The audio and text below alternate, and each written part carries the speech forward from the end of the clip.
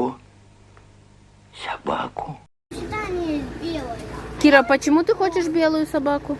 Потому что я хочу в глаза сидеть. Сидеть. Так а черная тоже будет сидеть, если ты научишь ее. Ну, мы возьмем ее детали.